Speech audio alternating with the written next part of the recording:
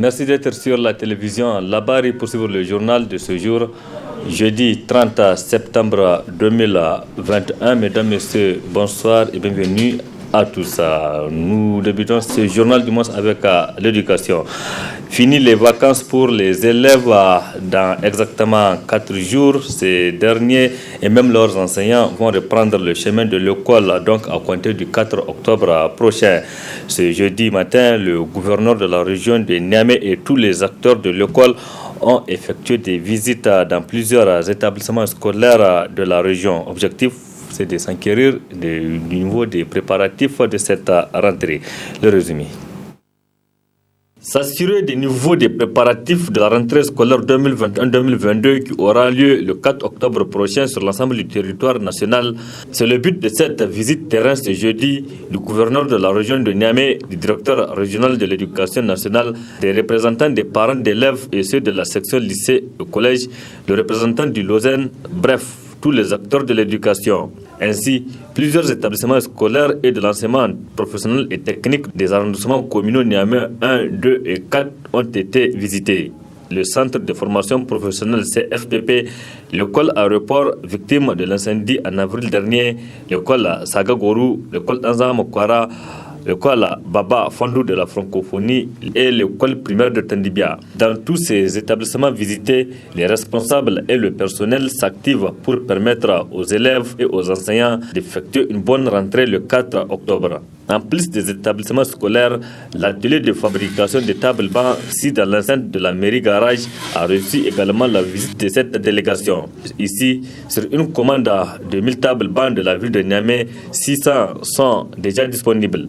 Il s'agissait donc à travers cette visite de ce jeudi de faire l'état de lieu des préparatifs de la rentrée au niveau de la région de Niamey. Au terme des différentes visites, le gouverneur fait le point de ce qu'il a vu du concret sur le terrain. Ce que nous avions constaté, c'est de voir quelles ont été déjà les réalisations acquises, les réalisations en cours et les réalisations programmées. En somme, nous sommes dans une situation où l'espoir est très permis pour atteindre l'objectif Payotte zéro d'ici 1 an, au pire d'ici 2 ans. Et nous pensons à l'heure où vont les choses, Dieu merci. En tout cas, nous sommes dans les conditions optimales. Et cette dynamique, je tiens à féliciter et à encourager les parents d'élèves, surtout nos amis de la structure de l'USN. Le représentant des élèves et celui de l'association des parents d'élèves se disent également rassurés. Toutes les conditions sont réunies pour la rentrée du 4 octobre prochain. Franchement, ce que nous venons de voir ce matin, nous étions très étonnés. Parce que c'est une première fois, je le dis haut et fort, qu'un gouverneur a eu à appliquer la loi la Lausanne. Avec la Lausanne, c'est comme il l'a dit, tout le monde est impliqué. Parce que la dernière fois, lorsqu'il nous a reçus avec les élèves, ils ont laissé les élèves parler. À notre grande surprise, ce que les élèves ont dit, là, tout a été fait. La seule chose que nous demanderons, c'est que tous nous mettons la main à la pâte pour que l'école nigérienne soit bien assise et que vraiment nous leur demandons d'être très conscients et surtout l'acte de civisme. Avant tout cela, nous avons fait une négociation au niveau du gouvernorat, d'où la section lycéenne et collégienne de la région de Niamey a amené 4 points comme préalable avant pour qu'on accepte la rentrée. Les 4 points, c'est les enseignants, c'est les classes, c'est les tables-bancs et les kits scolaires. Du niveau des enseignants, dès au niveau de la négociation, nous avons eu à trouver solution. Concernant les classes, c'est là où nous n'avons pas eu de satisfaction immédiatement. Aujourd'hui, on a fait les écoles, on a vu, on est en train de commencer à construire les classes. Concernant les tables-bancs, évidemment, nous étions partis dans l'atelier de la mairie où nous avons vu la mairie en train de construire, de confectionner des tables-bancs. Si tout va comme ça, je ne vois pas la raison pour laquelle nous allons boycotter. L'essentiel est qu'on satisfait nos besoins. Globalement, les membres de cette mission régionale sont tous satisfaits de l'état des préparatifs et des instructions ont été données pour que les engagements pris dans certains endroits soient honorés pour livrer les chantiers dans le temps. 262 candidats qui aspirent étudier aussi à l'Institut de formation aux techniques de l'information et de la communication IFTIC ont procédé ce jeudi matin au test d'entrée dans cet institut. Ce concours d'entrée pour les nouveaux élèves et étudiants a été lancé en présence du représentant du ministère de la Communication. Précision avec Ibrahim Boubacar et Sadou Doumi. Par la présente cérémonie, l'Institut de formation aux techniques de l'information et de la communication IFTIC procède au lancement du concours d'entrée à l'établissement. Ils sont au total 262 candidats tous niveaux et toutes filières confondues à concourir pour décrocher les tickets d'entrée à l'IFTIC. C'était en présence de l'émissaire du ministre de la Communication chargé des relations avec les institutions qui se réjouit de l'organisation qui est faite. C'est une tradition à l'IFTIC de faire des tests avant d'entrer dans cet établissement, pour connaître le niveau des élèves et recruter ou du moins inscrire le maximum de postulants. Aujourd'hui, nous avons 262 qui sont inscrits, tous niveaux confondus, et cela nous réjouit à plus d'un titre. Donc au nom du ministre de la Communication, chargé des relations avec les institutions, je suis venu pour faire ce lancement avec un grand plaisir. Dans son allocution, le directeur général de l'IFTIC situe les objectifs visés à travers l'organisation de ces tests. À la veille de chaque rentrée académique, nous procédons à un test qui est différent des autres concours parce que pour nous, il s'agit de jauger le niveau des candidats, leur capacité à assimiler les connaissances qui leur seront transmises. C'est un devoir pour l'IFTIC de veiller à une bonne formation de ceux qui seront ici de ce concours, a conclu le directeur général de l'établissement. Il faut rappeler que ce concours organisé chaque année par l'IFTIC dure 24 heures avec plusieurs matières à composer. Le Niger célèbre ce 30 septembre 2021 la première édition de la Journée nationale du contribuable et c'est le centre de conférence Mahatma Gandhi qui a été choisi pour abriter les activités. L'idée émane de l'association nigérienne pour le civisme et la croissance ANDC, organisatrice d'ailleurs de cette cérémonie qui a vu la participation de plusieurs invités, comme nous précise ici Arete Sala et Sadoudoumi. Ensemble pour une culture fiscale citoyenne dans la pratique de la facture certifiée et de la téléprocédure, c'est sous ce thème qu'est célébrée l'édition 2021 de la Journée nationale du contribuable, dont le cachet est marqué par l'Association nigérienne pour le civisme et la croissance ANDC. Cette célébration a vu la participation d'hommes et de femmes de haute facture venant de différents secteurs d'activité socio-professionnelle et économique. De tout point de vue, Madame, Messieurs, la grandeur de cette journée réside d'une part dans l'esprit même de l'initiative que nous savons tous de haute intelligence. On sait que véritablement la question de l'impôt a toujours été et restera toujours un sacrifice lourd dans notre vie quotidienne.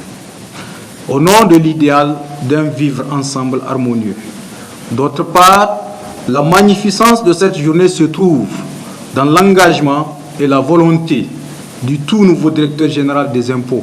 Nous avons nommé M. Mal Ousmane Mahaman pour avoir opté pour une communication responsable dans une vision de modernité et d'efficacité dans la stratégie de mobilisation des ressources internes, permettant ainsi de renforcer le climat de compréhension entre les agents des impôts et les contribuables autour de la politique fiscale nationale, particulièrement en ce contexte actuel de la pratique des réformes de la facture certifiée et de la téléprocédure.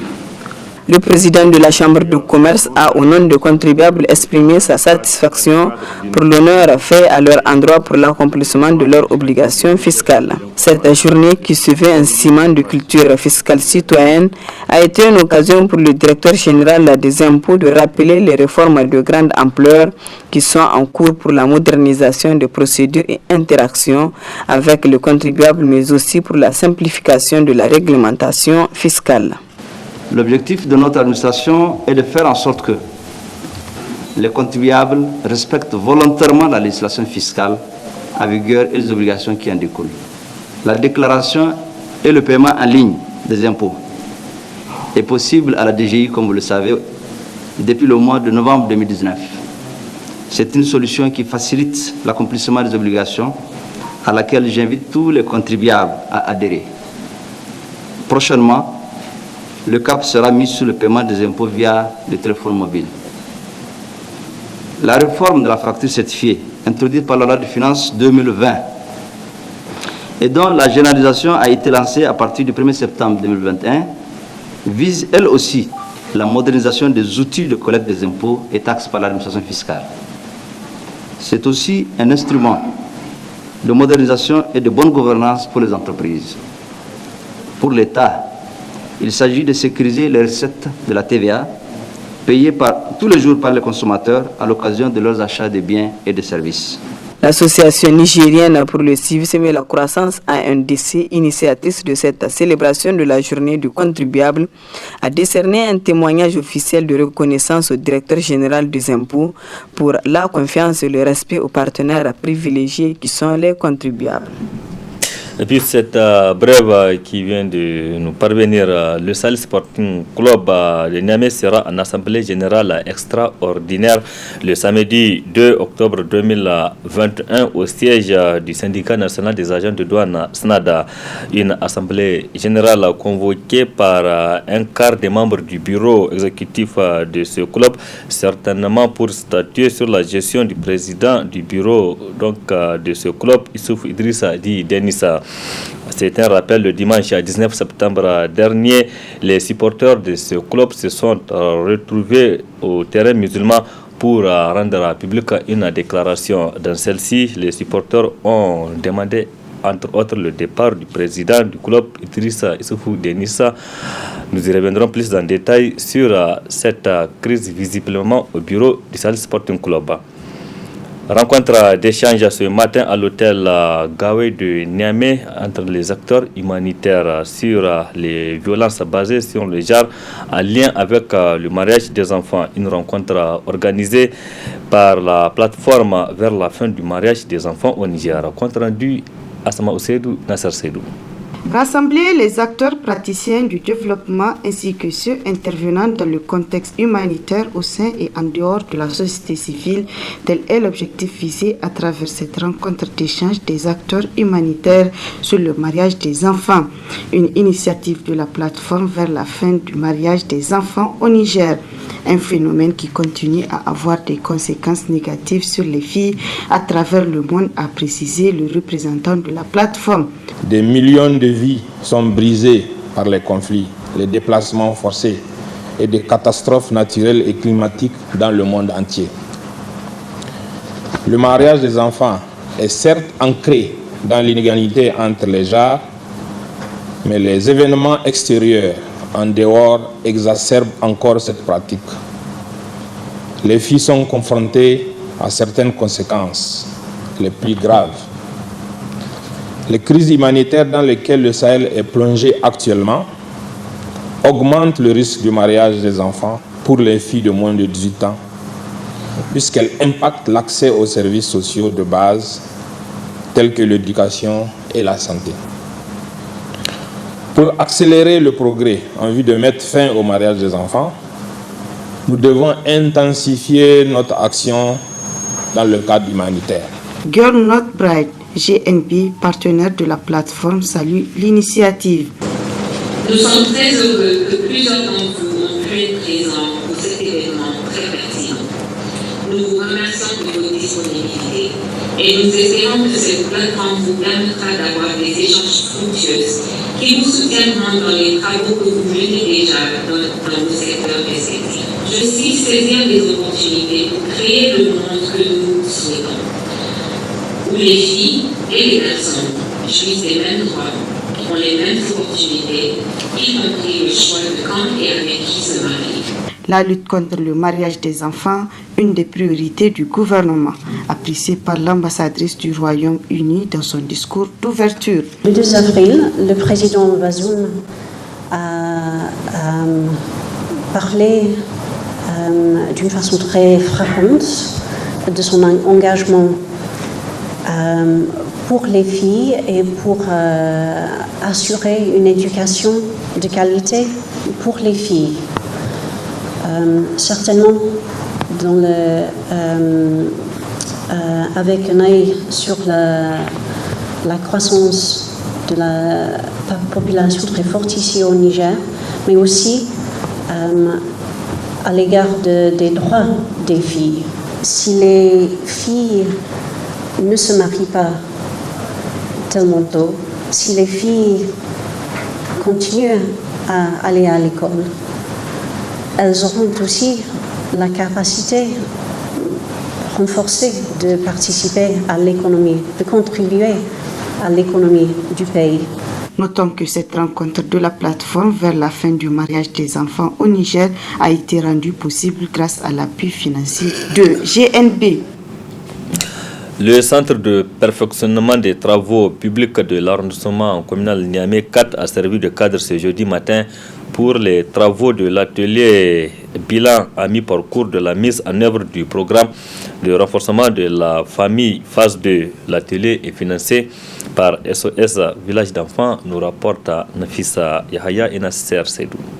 Faire le bilan à mi-parcours de la mise en œuvre des activités planifiées par le programme de la famille PRF2 Niamey, tel est l'objectif assigné à ces assises. Ce programme a marqué de son empreinte sa présence au sein des communautés bénéficiaires, dont tant dans le domaine de la protection de l'enfant, le renforcement économique des ménages, que dans le domaine de l'éducation et de la formation professionnelle. Il est question au cours de cette rencontre de marquer un temps d'arrêt pour apprécier objectivement l'intervention du programme afin de capitaliser les bonnes pratiques, ressortir les manquements et proposer des pistes de solutions pour optimiser davantage les résultats poursuivis par ce programme. Autrement dit, l'exercice qui nous est demandé ici consiste à amener notre contribution en participant activement aux travaux de cet atelier avec des propositions constructives qui contribueront à améliorer l'intervention du programme pour le bien-être de nos communautés.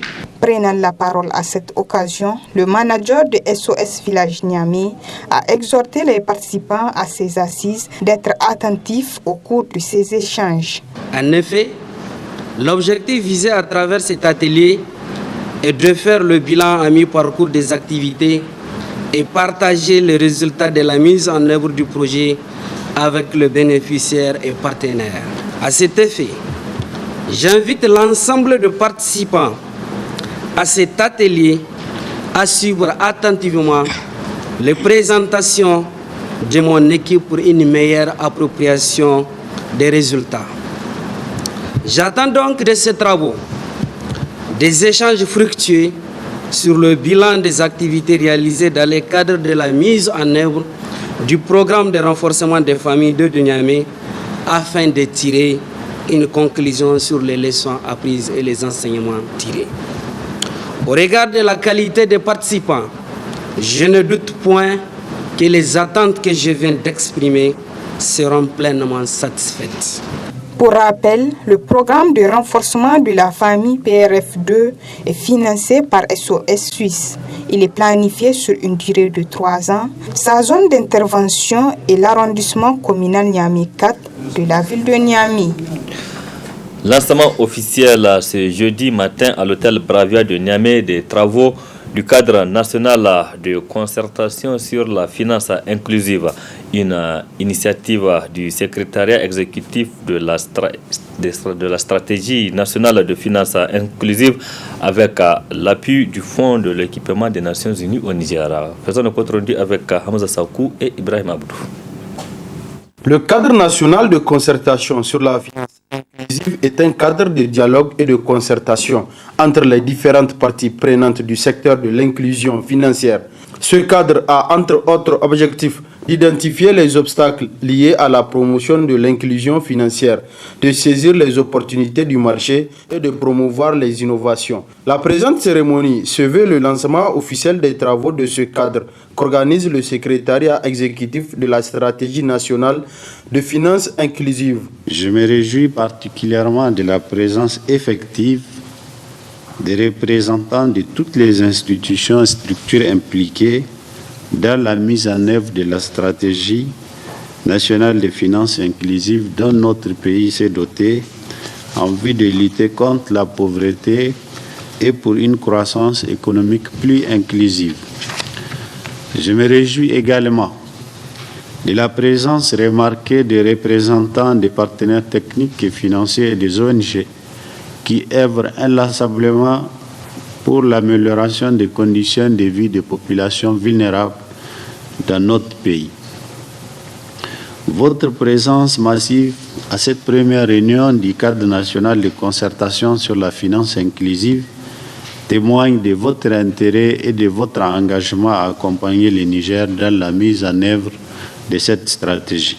Pour relever le défi de performance, le Niger a entrepris de mettre en œuvre plusieurs réformes et se dote d'instruments financiers permettant d'intégrer dans le secteur financier le plus grand nombre de sa population par le financement des activités génératrices de revenus en milieu rural et urbain défavorisés. Ce sont notamment les fonds de développement de l'inclusion financière, les fonds d'appui aux PME, le FONAP, et les fonds d'investissement pour la sécurité alimentaire et nutritionnelle, FISAN. En outre, plusieurs projets et programmes de développement de l'inclusion financière sont en train d'être mis en œuvre par les partenaires au développement ainsi que des ONG qui sont actives en milieu rural. Le succès de toutes ces réformes et les projets y afférents nécessitent de mettre en place un cadre de concertation et d'échange entre tous les acteurs en vue d'éviter les déperditions et les inefficacités et en même temps rationaliser les interventions des uns et des autres dans un contexte de contrainte des ressources. Avec ces profils pluridisciplinaires des participants, des pertinentes propositions seront faites pour accélérer l'inclusion financière au Niger au profit des populations les plus vulnérables. SOS Femmes et enfants victimes de violences familiales aura bientôt son propre centre. Hier, les femmes leaders de différentes organisations féminines se sont rendues au siège en construction de cette ONG pour constater l'état d'avancement des travaux. Le point avec Adam Soumana et Sadoumi. 660 mètres carrés, c'est l'espace gracieusement mis à la disposition des femmes et enfants nigériens victimes de violences familiales par l'ONG de Dame Mariama Moussa pour leur épanouissement.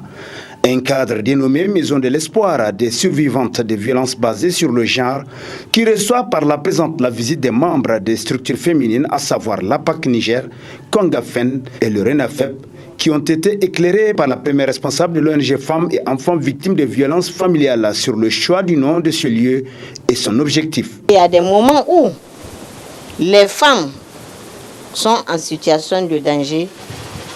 Nous n'avons pas là où les héberger de manière temporaire. Et c'est comme ça qu'est née l'idée de la création de cette maison.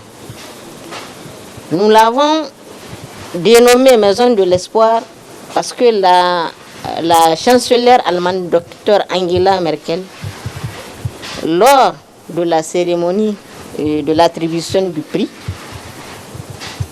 elle avait dit ceci: l'ONG SOS Femmes et Enfants Victimes de Violences Familiales est une lueur d'espoir pour les femmes et les filles du Niger.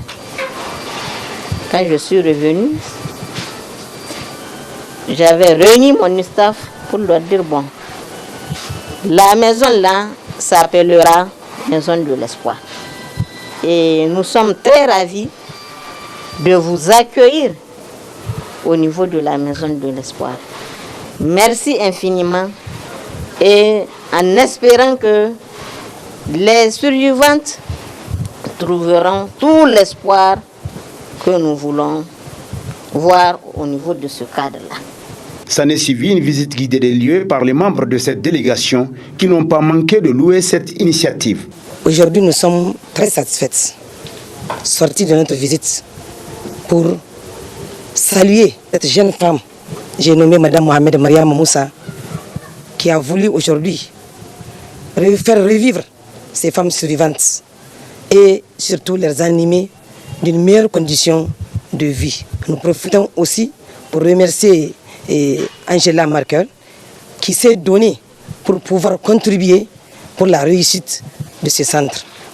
Et j'aimerais ajouter aussi, il faut qu'on lui emboîte le pas parce que je lance un appel à l'endroit des partenaires aussi qui ont contribué comme le FINIAP et d'autres encore. Nous sollicitons à ceux qu'ils viennent visiter le centre et apporter leur petite contribution. Pour marquer leur passage en ce lieu, les femmes leaders ont chacune planté un arbre puis posé pour la photo de famille, une façon d'immortaliser l'événement. Merci Adam Ousmane. Fin mercredi soir à l'hôtel Radisson de Niamey des travaux de l'atelier panafricain sur la protection des civils. Les responsables des forces de défense et de sécurité étaient présents à cette cérémonie présidée par le secrétaire général du ministère nigérien de la Défense, Nafisa Zaoukou et Ibrahim Abdou pour le compte-rendu. C'est sur une note de satisfaction générale qu'ont pris fin les travaux entrant dans le cadre de l'atelier panafricain sur la protection des civils. Des travaux qui se sont tenus sur les meilleures pratiques des forces de défense et de sécurité en matière de protection des civils en Afrique. Sur la protection des civils doit demeurer au cœur de la planification et la conduite des opérations en vue de limiter les dommages causés aux civils dans le cadre des opérations militaires. Pour ce faire, l'Union africaine s'est engagée à intégrer d'emblée la protection des civils dans les opérations et missions de paix à travers l'élaboration de politiques et de directives spécifiques sur la protection des civils dans le cadre de la planification de la conduite des opérations et des missions de paix sur notre continent. Je reste convaincu que le meilleur moyen de promouvoir une paix, une sécurité et une stabilité durable est de travailler au respect des instruments juridiques en vigueur et du renforcement des moyens de lutte contre l'impunité. Les travaux ont été d'une haute tenue et je ne doute pas un seul instant que les résultats serviront dès le court terme à optimiser les mesures et les politiques mises en œuvre et à moyen terme, ils serviront sans doute de base pour des prochaines rencontres et pour des travaux plus poussés de doctrine. En clôturant les travaux de cette première rencontre sur la protection des civils, le secrétaire général du ministère de la Défense a salué l'initiative qui vise à renforcer le dialogue civilo-militaire tout en prodiguant des sages conseils aux participants. Chers participants, le résultat d'une réflexion n'ont de sens que quand ils sont immédiatement mis en pratique et je reste confiant que ceux-là le seront. Ils viennent de vous et le propre du leader n'est-il pas le respect de ses propres engagements? À présent, je voudrais à mon tour vous inviter à renforcer le dialogue civilo-militaire afin que le civil puisse enfin comprendre le concept de la protection. Je dirais que se réunir est un début, rester ensemble est un progrès, travailler ensemble est la réussite. Je peux donc vous garantir que vous êtes sur la bonne voie. Gardez donc l'équilibre en vous appropriant cette intelligence collective africaine qui dit que seul on ne peut rien, ensemble on peut tout. Au terme de cet atelier qui a duré 2 jours, le directeur régional de Civic au Sahel a honoré le général Omar Namata au titre du champion de la protection des civils. S'en est suivi la remise des cadeaux au ministre de la Défense nationale et au directeur de Civic Sahel, principal organisateur de cet atelier par le directeur de l'école de guerre du Nigeria et celui de l'école de guerre du Congo, Kinshasa. De cette édition, merci à vous aussi de l'avoir suivi. Restez en compagnie du programme de la télévision La Barre. Excellente nuit à toutes et à tous. Bonsoir.